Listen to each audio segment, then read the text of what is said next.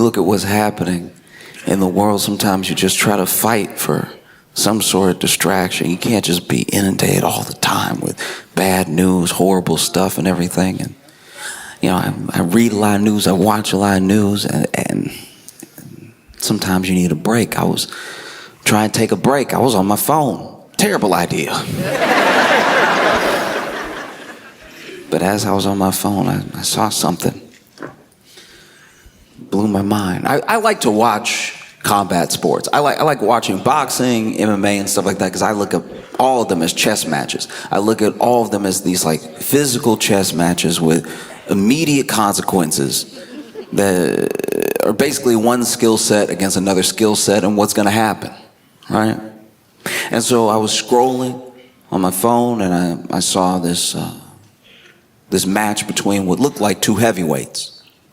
And one guy, they were at that point where they were clearly tired and clearly like leaning on each other and everything, but not hugging yet, just like gloves to gloves. And then one guy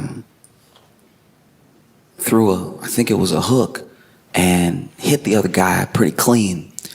And his hair came off.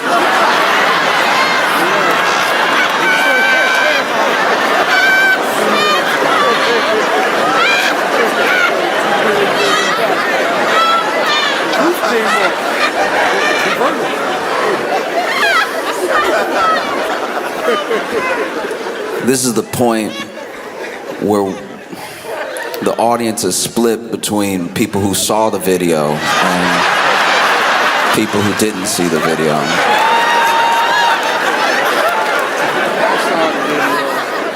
All right. In case you didn't see the video, I can describe it for you. Yeah, it was these two big old dudes, big guys, heavyweights. And he got punched, and his hair also, like the reverb, like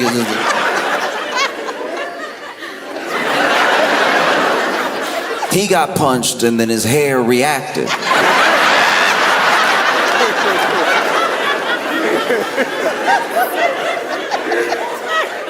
And when I was watching this clip, I'm not gonna lie, I did a double take. I was like, what did I just see? Some people obviously have watched the video. I've watched it 6,000 times. This is crazy. Because when you watch that clip, when you watch the video, you're watching two fights.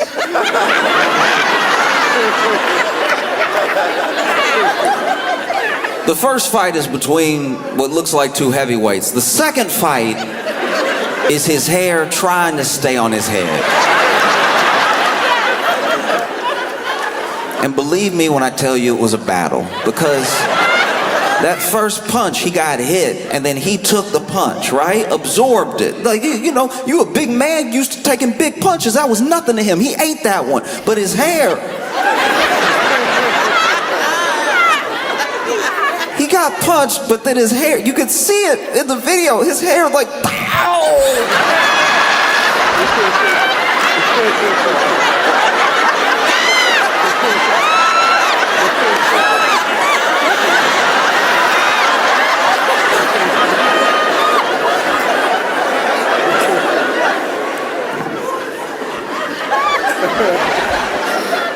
And then he backed up a little bit. Man went ahead and punched him again. And one of the things I like about watching combat sports is you also get to see some of the preparation if they've made one of those mini docs ahead of time and everything. And then sometimes, depending on what promotion you're watching, they'll even give you some audio during the fight of the corner. What they're yelling at their fighter, whether it's instructions, whether it's encouragement, things that they shouldn't be doing. You hear all of it. And I wonder if it could talk, I wonder what the toupee would have been saying. Because that toupee trying to coach. It was trying to, hey, move. You need to cover up. He hitting us.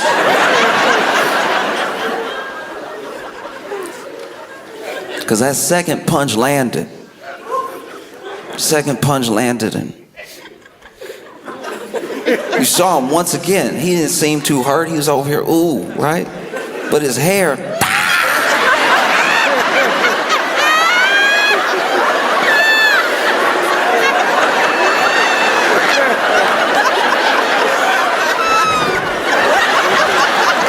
And once again, he sort of absorbed it. I don't know how hurt he really was. It felt like you could see the toupee going, oh no! You see it go higher. It went further back.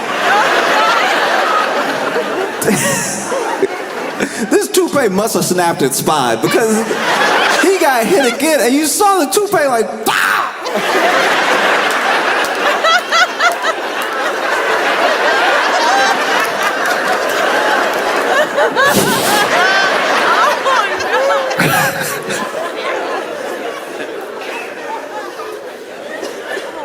You gotta think about this thing from the other fighter's perspective for a second.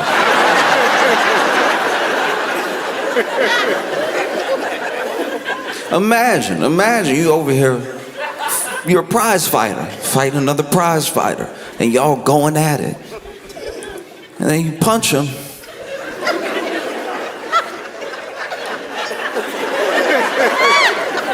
And his hair comes off. I think if that happened to me, I would be like,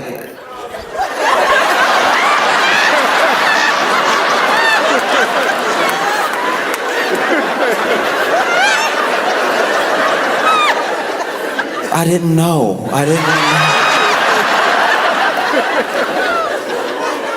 They're already fighting. They're already trying to do each other bodily harm anyway. But that is such a weird thing to have happen. It's not even part of a threat. You see people out, like you might see people out in the streets, out in a bar, getting ready to fight, and you've seen it, especially when dudes about to fight. They're yelling all sorts of threats at each other. You know, I'm gonna bust you up, I'm gonna bust your head open, I'm gonna kill you, and all this. Never ever heard two men ready to fight, mad enough to beat each other down. Never have I heard anybody go, I'm gonna knock your hair clean off.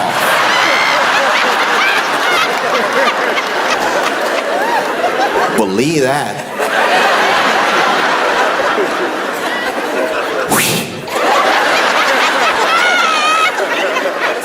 Doesn't happen. Yeah, his hair got knocked off and it landed outside the ring.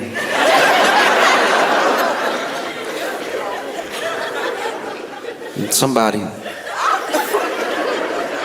picked it up and put it in an empty seat.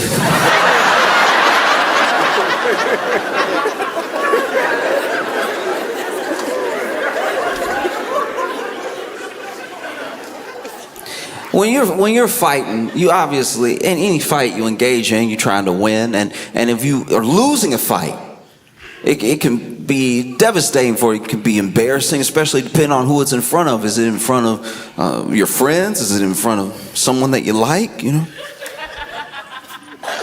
Especially, I can't imagine fighting in front of a crowd and maybe not having the tools that you thought you had, maybe underestimating your opponent, and then they take advantage of a moment and maybe you get knocked out, whatever. I can't imagine the pressure of having people watch you fight. Or even if you're just out in the world and you're fighting in front of people that you might be trying to defend or you care about and you're losing.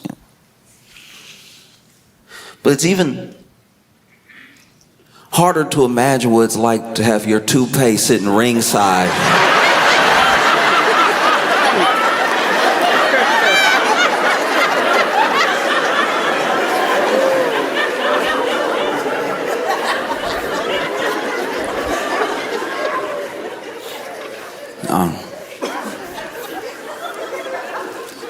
I think about it from his perspective, you know. He's over here fighting his best, trying his best, going at it. And then he gets hit. And maybe it was a hit that he didn't see coming.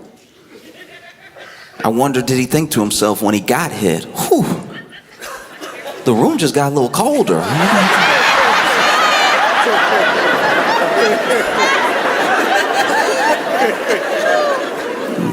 Yeah, turn the air on in here. This is crazy.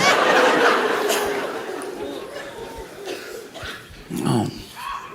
I think the only thing worse than getting your toupee knocked off during a televised fight is getting knocked off by a bald man. Like the dude that...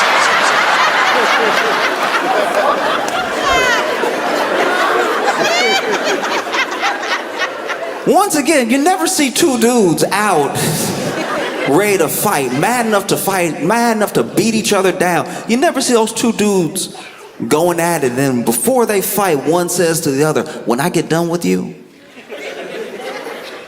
you're gonna look like me.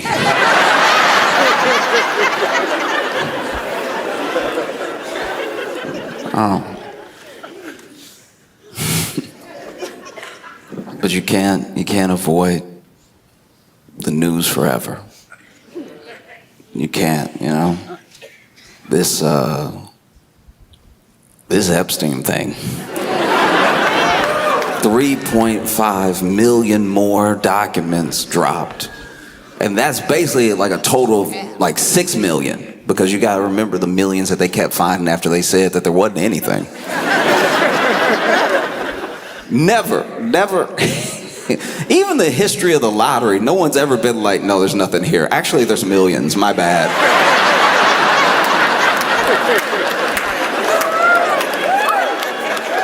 Remember, there was nothing for like a while, and then they were like, oh, we found a couple million, oh, we found 2 million. All right, look, this is embarrassing to admit.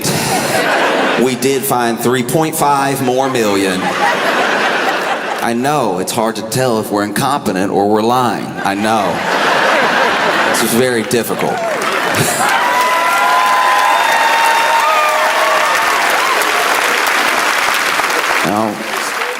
And it's insane to see what they talk like when they think that no one is listening. Because this is actually a whole...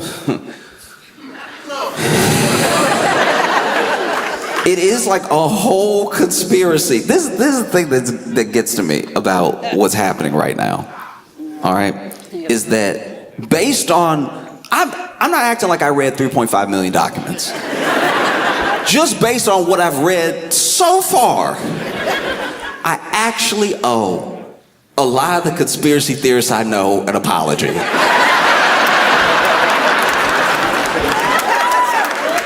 GIB, it's very hard for me when it comes to the everything's connected people, you know? Because not everything feels connected.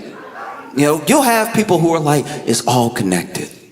It's all connected, all right? All of it. Jean Benet, 9/11, and the tiger that went missing at the zoo. It's all connected.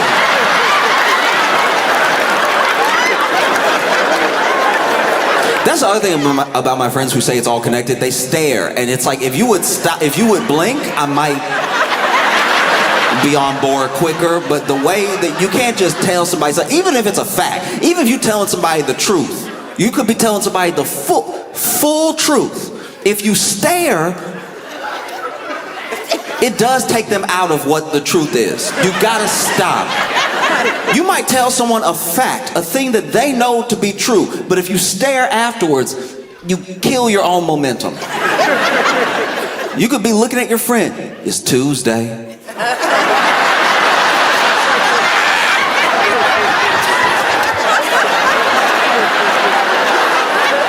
Do you see how I don't care what day it is for a second? No, usually it's all connected people lose steam. Because even if they've got something going on with, okay, this is the other thing. I'm trying to help. This is me trying to help, all right? Even if things are all connected, okay? Y'all gotta get the yarn more organized. If you bring me into a room and there's pictures everywhere, but the yarn doing this, see how it's hard to follow? Because admittedly, the same thing that you're doing is what like the CIA, the FBI, like any investigative body does, except they just put the thing in the middle. And then they have all the other yarn pointing from that thing. So then you're like, huh, looks like that's the guy. You know, like you saw some of this broken down in timelines on the news, and they did that. They had Epstein in the middle, and then they had lines connecting to other people, and it was simple. You see Epstein in the middle, you see all the lines from them to Epstein, and maybe you could make some distinctions. Like, oh, from him to him to him, okay. It wasn't over here, then over here, then over here, then over here, then over here. It's too hard to follow. And so I took my pride and I tried to swallow it, and I knew that, okay, I have to apologize to some people who have been saying so many things, were connected for a very long time, and I was like, all right, time to do it. I'm gonna see him. I know he's gonna be like, well, you know.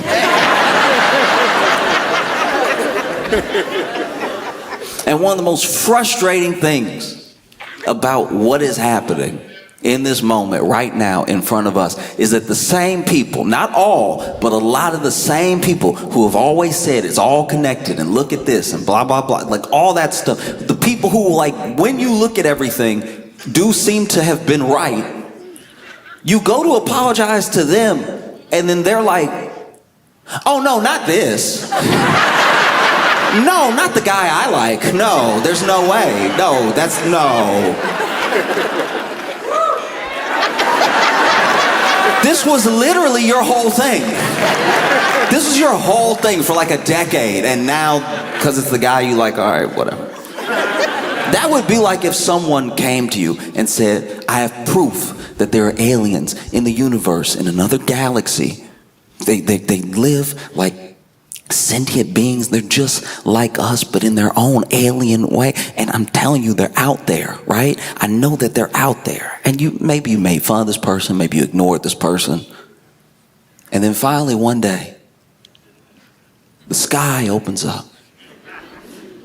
A ship comes down low into the atmosphere.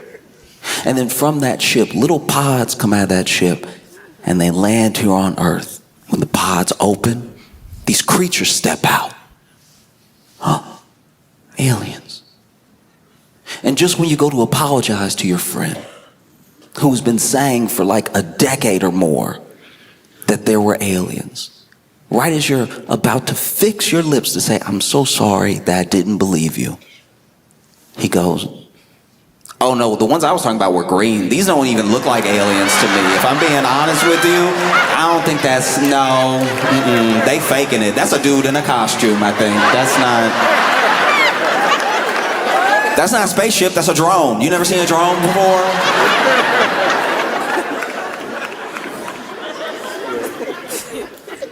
No, because when you look at these files, and you look at the correspondence between Epstein and these other people, another thing that is very important to remember for all of us, because for so long, as Americans, we've sort of equated money and any form of success with intelligence. We have sort of built up a meritocracy that doesn't exist.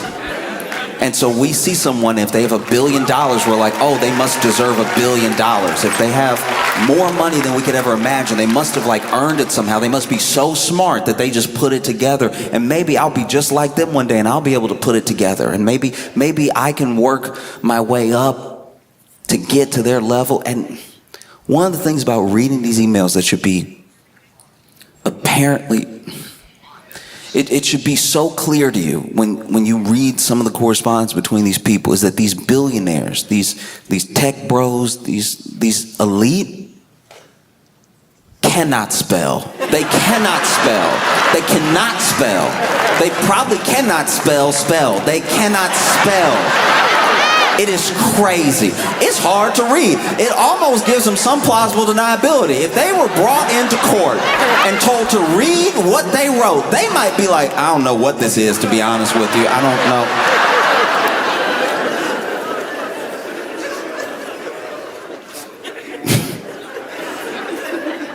They cannot. Predators that cannot read. It's crazy. It's absolutely insane. I was reading some of the emails. I was like, y'all not embarrassed? It's not even in code. It's literally they'll be like, oh, would be great to C. Just the letter C. Oh, it's insane. We over here. We're over here trying to make sure we don't misspell anything. We even using AI sometimes in our emails to proofread before we send it. We always want to seem professional. We always want to have our stuff checked so that we can look like we know what we're talking about when we talk about things. Meanwhile, some of the richest people in the world over here misspelling vacation.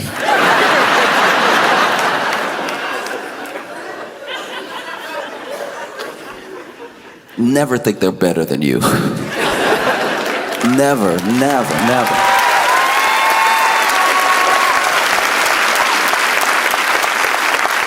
You read some of these emails, especially, like when you really focus on the emails, because they have released, in some instances unredacted, they've released emails that were just drafts that Jeffrey Epstein saved, right? So you get to see some of the things that he wrote out that he maybe never even sent, but you see some of his like attempts at blackmail and some of his plans for people, you know.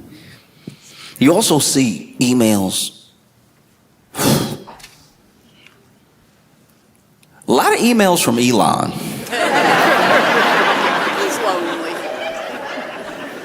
Elon, but okay.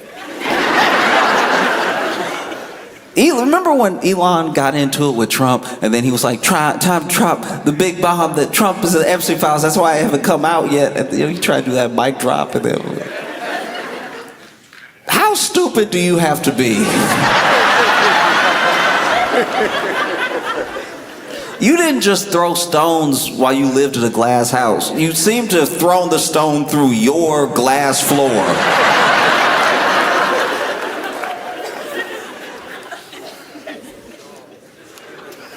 This dude emailed Jeffrey Epstein and was over here.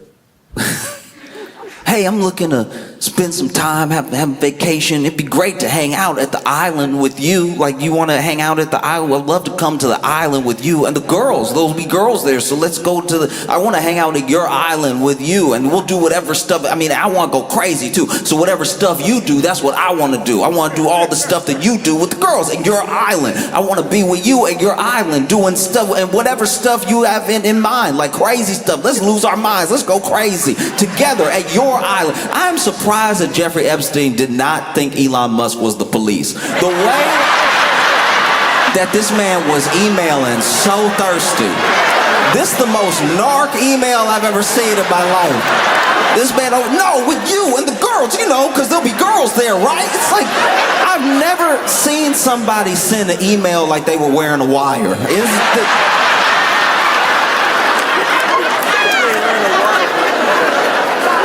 Absolutely insane. And Epstein was one of those dudes, sure, he couldn't spell. But he knew he was the devil. And he also knew, okay, I shouldn't email plainly with everybody. And so he sends an email back to Elon that this is not the exact email, but it's like the gist of it is, oh yeah, it'd be great to hang out and do some math together. Just throw something out there. Wink, wink. And it's hard to do a wink, wink with a man who doesn't blink.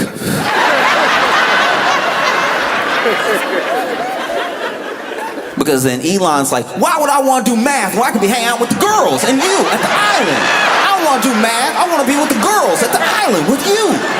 No, it'd be so fun. Look, we'll come over to the island where the girls are. You got girls, right? Yeah.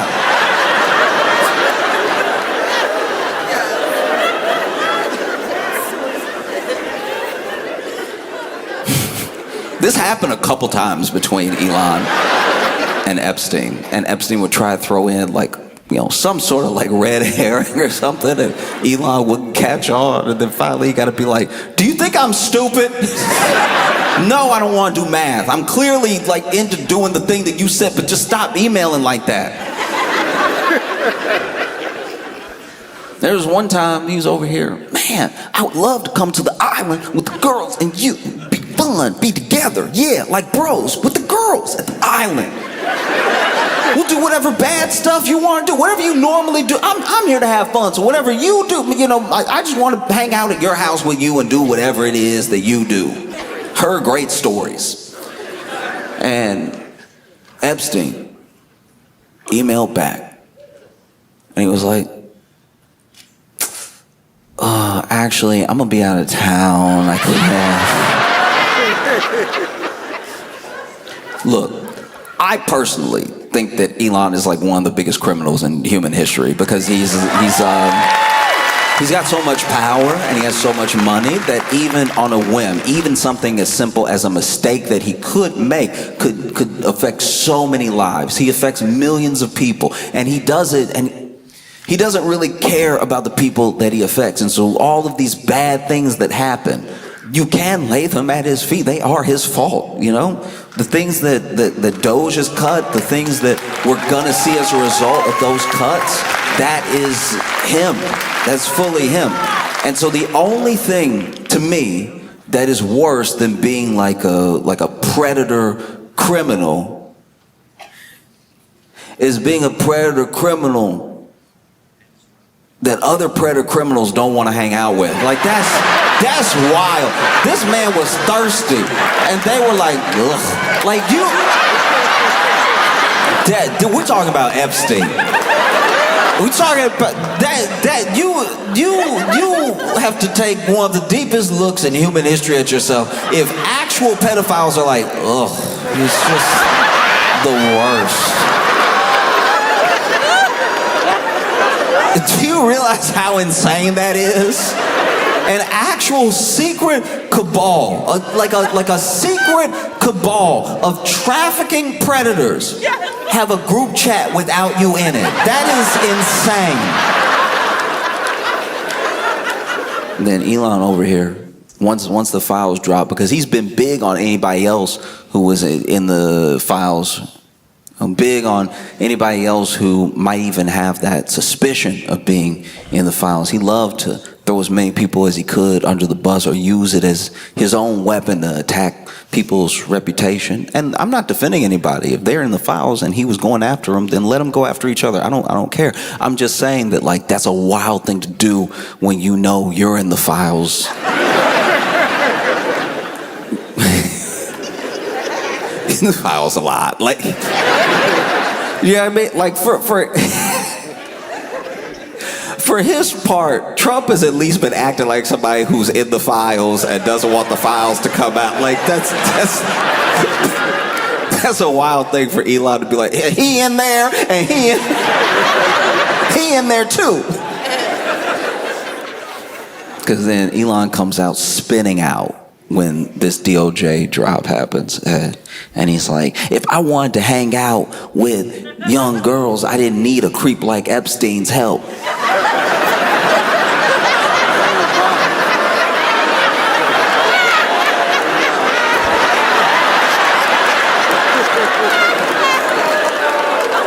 How are you not in jail? How are you not in jail? How are you this bad?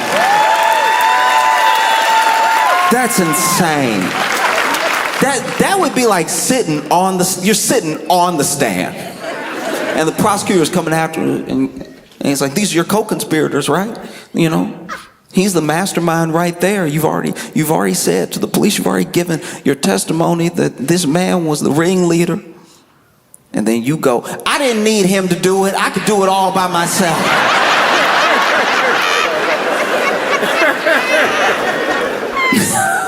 No. Look, okay. Listen to me. I'm gonna tell you a story. We're gonna get through it together.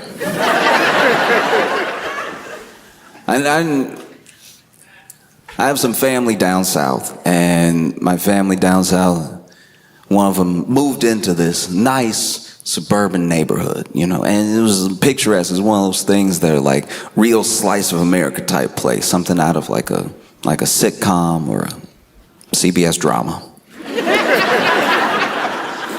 And it was one of those neighborhoods where, you know, there'd be like nice little neighborhood cookout once a month. People come over, cook their specialties. You know, people mostly hang out with each other, do little potlucks and everything. And he had a neighbor, maybe 2-3 doors down. And this neighbor was married, but he was also having an affair. Yeah. And one weekend, when his wife was out of town, his mistress came over. Mistress comes over, and they spend a little time together. And apparently what happened was the mistress said, I think it's time for you to leave your wife and be with me. And he said, oh, funny that you say that, because the reason that I called you here is I think it's time for us to break up. And his mistress killed him, all right?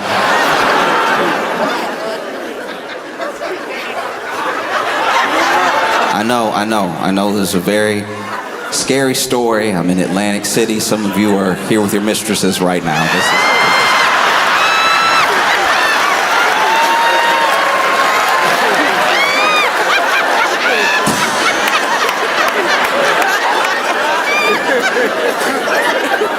But anyway. So the mistress took him out, right? And then she went outside and smoked a cigarette. This is actually what got her caught, because there was, you know, people passing by in the neighborhood, and they were like, why is this woman in lingerie smoking a cigarette outside of Larry's house? And she even finished the cigarette. She came outside, you know, maybe calm her nerves, smoked a little bit, put it out, and went back upstairs, and I'm not totally sure how she did it, but apparently she revived him. She like resuscitated him.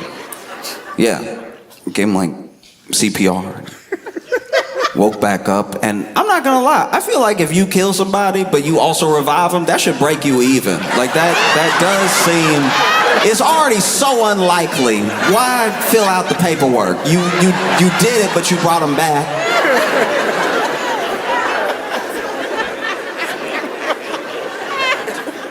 Imagine that.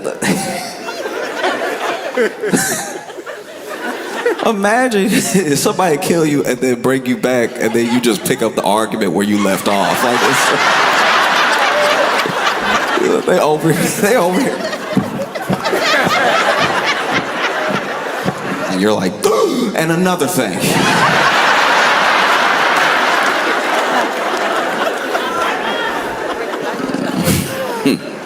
That's wild. Yeah, and then she brought him back. How'd she kill him? And then she did kill him again. And that feels excessive. That mad. Imagine being that mad. Yeah. You already got him. Bring him back. Then, I don't know, maybe I'll argue some more. Maybe you're like, no, I was right. The whole reason I tell you that story is that when I first heard it, I couldn't believe that somebody would ever be that mad. You know, you got him. They brought him back. I think you could probably call it good. I had never understood it. When I first heard that story, I was like, that seems so insane. There's so much anger to do that. Most people can't muster up to do it once. And you did it twice in the same 10 minutes. Truly, I never really understood what would make somebody do that. Until I was reading in the Epstein files, how did Melinda Gates not kill Bill twice?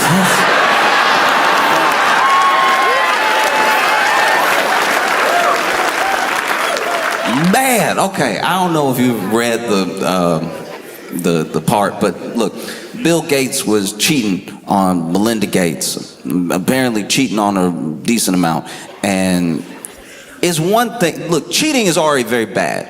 Cheating is already wrong, and it breaks up lives and it breaks people's hearts and stuff. But getting cheated on by Bill Gates feels extra. You know what I mean? Okay, let's say I happen to be with Dua Lipa and she cheat on me, right? I'd have to take that one on the chin. I'd be like, all right, but you Dua Lipa. I'm surprised you're not, I'm just happy for the time we spend together, Dua Lipa. You know what I mean? You know, like, cause even if she was like, hey, I did this thing, I feel really bad, and I'm be like, oh, with who? And she's like, I don't know, list another like A-list celebrity. I'd be like, you know him? You know what I mean? Like.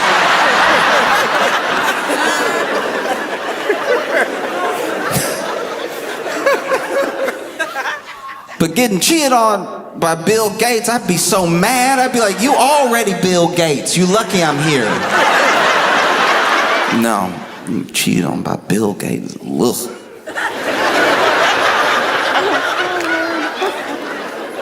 And so apparently this is like the timeline that's been strung together. Bill Gates denies all this stuff, just so you know, right? But basically, the timeline that seems to have been established is that Jeffrey Epstein and Bill Gates were hanging out, and Epstein got women and or girls for Bill Gates, and at one point, Bill Gates contracted an STI. And he didn't want Melinda Gates to find out. And so there's literally them going back and forth, Epstein and Bill Gates, about ways that Bill Gates can try to get antibiotics into Melinda Gates' food so she won't get it.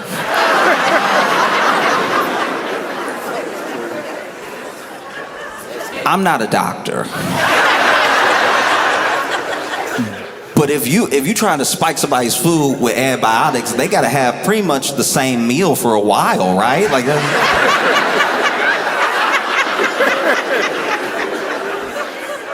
Yeah, this dude was out here. He was a fiend. He was over here hanging with Epstein. Epstein was helping him do all this stuff. Epstein, I don't know if he fully introduced him to one of the mistresses, but at one point, Bill Gates was sleeping with his bridge coach. You know, bridge. In fact, if I read this right, Epstein got Bill Gates Adderall so he could play bridge better. This is why nobody should have $1 billion. You got all this money and you taking Adderall to play bridge better. You wasting it. You wasted, I can tell you wasting billions of dollars right now out here buying all the farmland and then paying for Adderall so you can play better at bridge. What a loser. You realize you out here taking performance enhancing drugs for bridge. You know bridge, you know the #1 pastime of nursing homes everywhere. How does that even help you? People sitting there, wow, he puts the cars down so fast.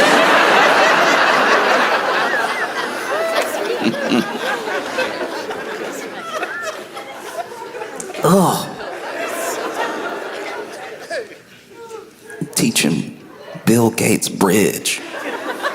And that's when he makes his move on you. Yeah, because you know how romantic bridge is. You know, sometimes you got the cards in your hands, you can barely contain yourself. That's wild. And then Epstein was over here talking about how that relationship fizzled out. He said that Bill Gates left her penniless on her friend's couch. Said that the richest man in the world was a total cheapskate. And said that, you know, she needed money and Epstein gave her some. Do you know what that says about you? That you out here not only cheating on your wife, but leaving your mistress penniless, and Epstein helps her out. The whole thing is so insane, you know? Because I don't know what any of it will amount to or will mean. In other countries, there seem to be some real consequences starting. There's like real investigations starting, and then people are like stepping down or losing jobs and everything. And here, we're acting like we don't know what to do. That's insane. That doesn't make any sense. Just do whatever any of the countries does that does something about this. What should we do? I don't know.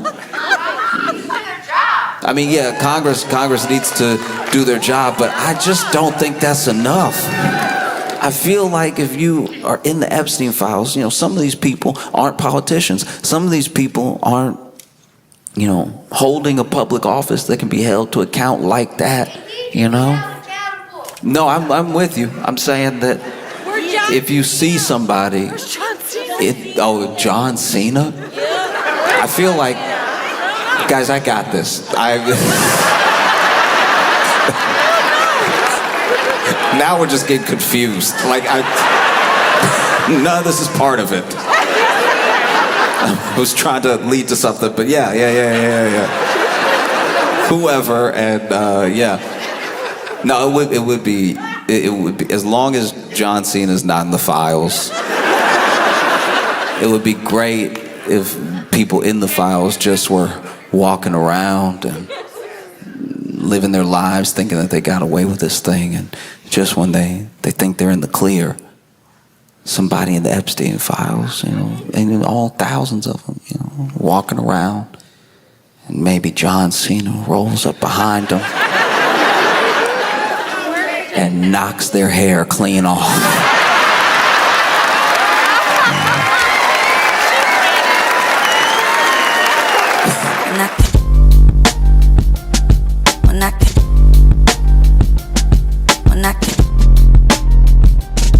Mira,